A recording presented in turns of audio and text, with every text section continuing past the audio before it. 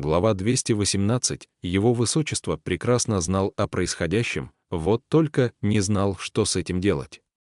Селянь едва заметно склонил голову и произнес: он ведь был божеством, и, конечно, не мог просто сказать своим последователям: «Я запрещаю вам поклоняться другому богу, кроме меня». Боюсь, он и в душе считал подобные требования ниже своего достоинства. Вы, разумеется, его понимаете. Но, как назло, добавил Селянь, именно в такой момент он не мог терять последователей и магические силы, ведь это сказалось бы на строительстве Небесного моста. Именно так. Поэтому ему пришлось с помощью нас четверых объяснить людям, каковы могут быть последствия. И как это подействовало? Спросил принц. Никак? Предположил Хуачен. Никак, подтвердил советник. По крайней мере, не так, как мы ожидали. Часть людей запереживала, что строительство Небесного моста сорвется, и вернулась в своей вере к его высочеству. Но очень многие, напротив, сочли подобные заявления признаком деспотизма.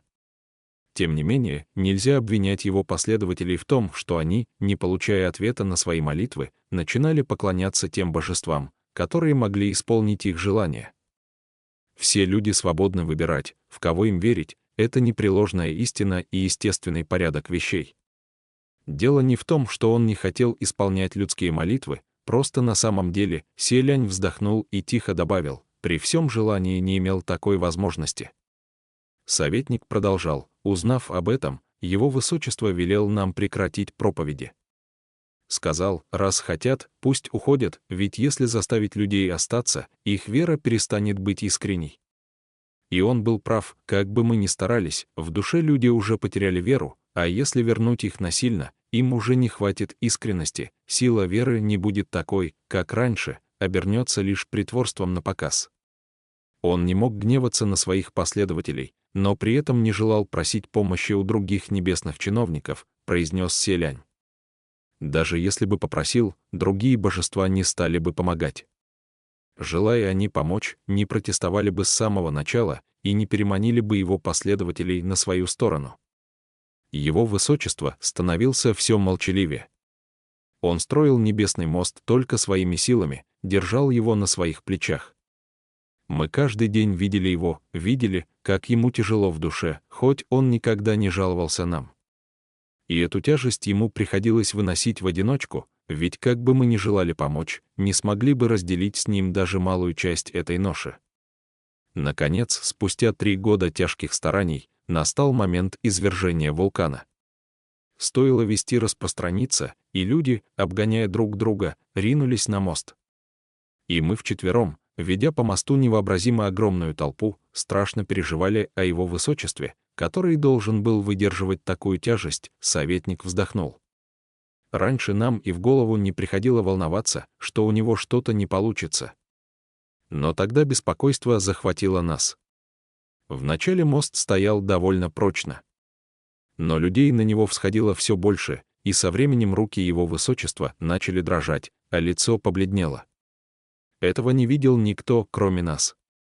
Я понял, что дело плохо, и попросил людей подождать, дать его высочеству немного времени, не бежать на мост всем скопом. Стоит ему отдышаться немного, и он непременно спасет всех. Но вулкан вот-вот должен был взорваться, над людьми нависла угроза смерти, и никто не хотел ждать. Словно умалишенные, люди ринулись на мост, давя насмерть случайно подвернувшихся под ноги. Мы не могли их сдержать. В результате случилось то, чего мы боялись больше всего. Из-за постоянного оттока последователей за прошедшие 3 года магические силы его высочества давно ослабели. И когда несколько десятков тысяч человек собрались на мосту, празднуя спасение и радостно направляясь к небесным чертогам, мост рухнул. Селянь задержал дыхание. Порвалась ведущая в небо радуга, и тысячи людей, огромное множество, попадали вниз с невообразимой высоты, прямо в огненное море. Мир огласился их душераздирающими криками, а потом они в единое мгновение обратились пеплом, прямо на глазах у его высочества. Мы тогда от ужаса не могли пошевелиться и не смели даже смотреть на него. Не поднять мост, не выловить людей из огня, не потушить пламя, ничего этого сделать уже было нельзя. Но еще большее количество тех, кто не успел подняться на мост, поглотили под собой лава и пепел. Их крики, плач и проклятия. Картина была поистине ужасающая. Мне не доводилось видеть ничего более страшного. Даже просто представив, Селянь ощутил холод в душе. Советник же продолжал свой рассказ. Мост рухнул. И народ Уюна обезумел. Они жгли храмы его высочества, опрокидывали его изваяние, вонзали меч ему в сердце, бранили его бесполезной дрянью, самозванцем, а не божеством. Он ведь являлся богом для них, а бог должен быть непомерно силен и не имеет права потерпеть неудачу. Но так вышло, что он потерпел неудачу. И больше не мог оставаться наверху. Другие обитатели небесных чертогов давно ждали этого момента. Они заявили: «Мы предупреждали тебя, что так поступать нельзя. Ты натворил слишком много бед, и нам придется просить тебя покинуть небеса». Тогда его высочество задал им весьма глупый вопрос. Он спросил: «Почему вы не помогли мне?» Но с какой стати им было ему помогать? Кроме того, если бы он успешно спас народ Уюна от бедствия, получается, ему бы больше не нашлось равных на небесах. Поэтому вопрос и впрямь прозвучал глупо. Думаю, он и сам это понимал, но все равно решил спросить. Разумеется, ответа он не дождался, а затем его низвергли. Вновь оказавшись в мире людей, он больше не назывался ни богом, ни принцем. Мы последовали за ним, говорили ему, что он непременно сможет вознестись снова. И он вновь приступил к тренировкам в самосовершенствовании. Но путь оказался слишком труден. Думаю, вы это понимаете. Селянь, конечно, понимал. Чем выше стоишь, тем больнее падать. Свалившись с небес на землю, он наверняка повстречался с безграничным презрением и злобой. Вулкан тем временем продолжал извергаться, для государства Уюн настали темные времена, каких оно никогда не видело. Беженцы, мятежники, непрерывные вторжения извне, все находились в крайне затруднительном положении. Но отношение к его высочеству стало совсем не таким, как раньше, все кардинально поменялось. И все же, даже несмотря на это, его высочество хотел помочь своему народу. Но, как назло, именно в тот момент случилось еще кое-что. Многие небесные божества принялись вершить благодеяния. Они не пожелали остановить извержение вулкана, но с большой охотой творили мелкие добрые дела, раздаривали снадобья, раздавали пищу и тому подобное.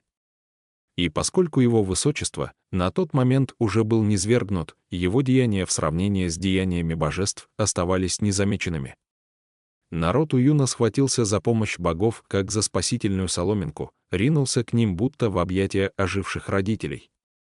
Отток последователей стал еще быстрее, хотя их и так оставалось совсем немного. Все восхищение и любовь людей, направленные прежде его высочеству, теперь в том же количестве принадлежали другим божествам. А ему остались лишь ненависть и презрение. Советник закрыл глаза. Тогда мы просто не могли с этим примириться. Ведь все эти небесные чиновники пальцем не пошевелили для людей, только появились для виду, когда бедствие уже миновало.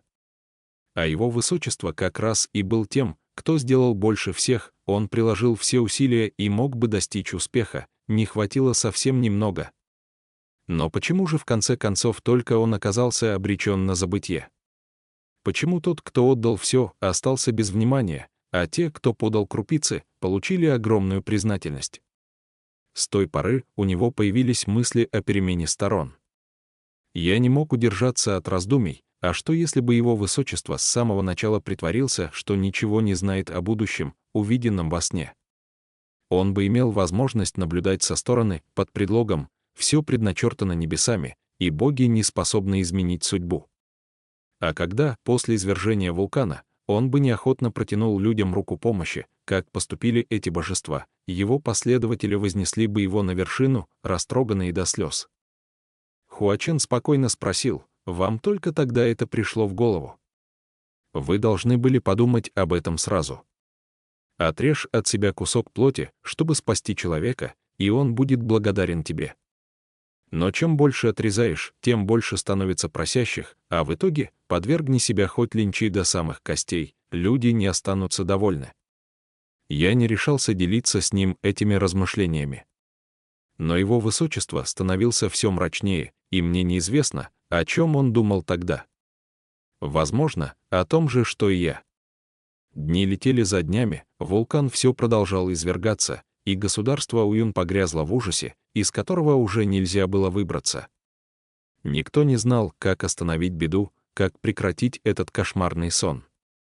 Однажды его высочество неожиданно обратился ко мне и сказал, что нашел способ остановить извержение вулкана. Но стоило нам услышать его предложение, мы серьезно с ним поругались. «Позвольте угадать», — произнес Хуачен.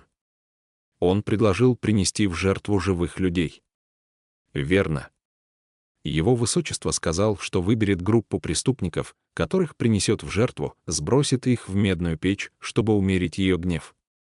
Мнения 4 его помощников разнились, но в целом мы высказались против, запрещая ему действовать подобным образом.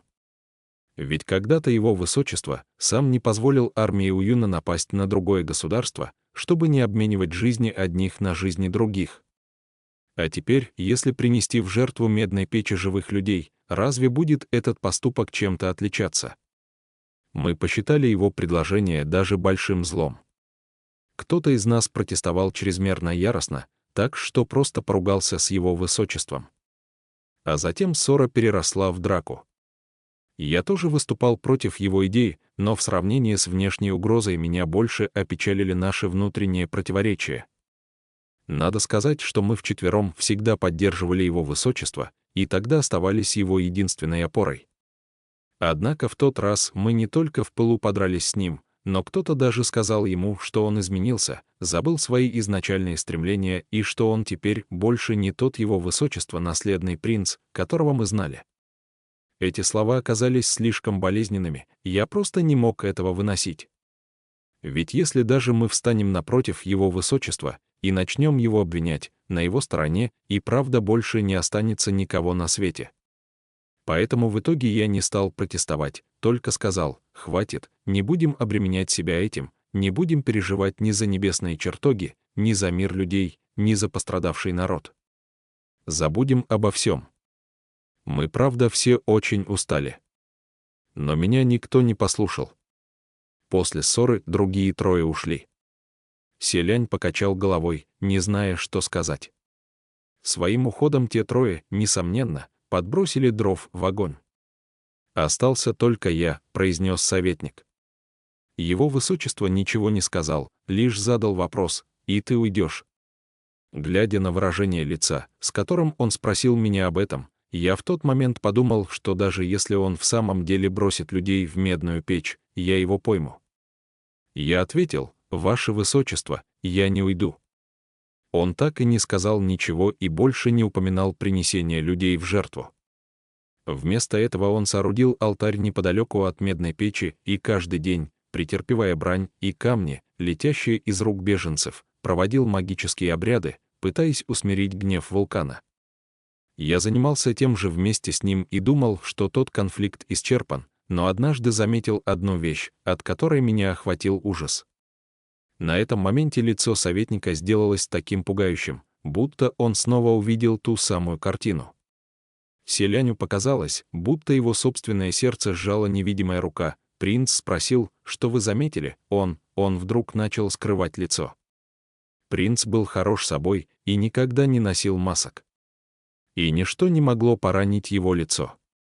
За столько лет я ни разу не видел его таким, поэтому был весьма озадачен. Я спросил, что с его лицом, но он ответил, что по неосторожности обжегся. Я совершенно не понимал, где он мог обжечься, а он не давал мне осмотреть раны, сам наносил снадобье. К тому же стал все время куда-то пропадать. Это было довольно странно, но потом случилось невероятное радостное событие, которое меня отвлекло: извержение вулкана неожиданно прекратилось. Медная печь погрузилась в мертвую тишину и постепенно успокоилась на очень долгий срок. А поскольку один только его высочество прилагал усилия к магическим обрядам, многие жители Уюна решили, что подавление вулкана — его заслуга, и некоторые даже вновь начали поклоняться ему. И в самосовершенствовании его высочества также вернулся на тропу успеха. По крайней мере, больше никто не бранил и не бросал в него камни, люди понемногу стали улыбаться ему. Но мне в душу закрались сомнения. Очень многое наводило на недобрые мысли. Например, насколько я знал своих троих друзей, пусть по характеру мы совершенно отличались, они не могли по-настоящему уйти, махнуть рукой и забыть обо всем. Даже если они действительно сердились на его высочество, это ведь не относилось ко мне, однако я не получал от них вестей, даже втайне. Но более всего я мучился подозрениями из-за лица его высочества. Он постоянно чем-то его скрывал, то тряпкой, то плащом, а потом и вовсе надел маску, которую не снимал целыми днями.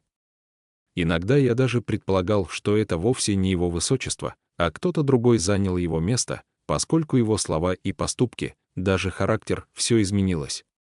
Временами он вел себя доброжелательно, но временами мог внезапно выйти из себя. Однажды, находясь в комнате один, он побил все зеркало, испачкавшись неизвестно откуда взявшейся кровью. Но что еще ужаснее, я часто улавливал странные голоса. «Какие голоса?» — спросил Селянь. Иногда, глубокой ночью, из комнаты его высочества раздавалась человеческая речь, как будто несколько человек тихо переругивались между собой. Но когда я входил посмотреть, он всегда был один. После нескольких таких случаев его высочество велел мне не переступать порог его покоев. И вот в одну из ночей я вновь услышал странные голоса, однако на этот раз обнаружил, что они принадлежат 3 моим друзьям. Тут уж я не выдержал, поднялся и побежал в комнату его высочества, думая про себя, неужели они тайком вернулись? Почему скрыли это от меня? Но вот что странно, в комнате действительно никого не оказалось, только его высочество лежал на своей кровати все в той же маске.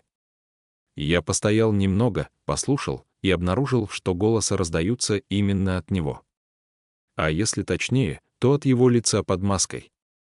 Медленно приближаясь к кровати его высочества, я с каждым шагом убеждался в этом все сильнее и думал, неужели он разговаривает во сне? И изображает голоса друзей из тоски по ним. Я долго колебался, а его высочество лежал неподвижно, так что я решил, что он спит, и осторожно снял с него маску, под которой увидел, во взгляде советника отразился невыразимый словами ужас своих 3 друзей. Это не он разговаривал, а они. Лицо его высочества оказалось исполосовано шрамами от острого лезвия, кожа и плоть будто вывернуты, кровь наполовину запеклась.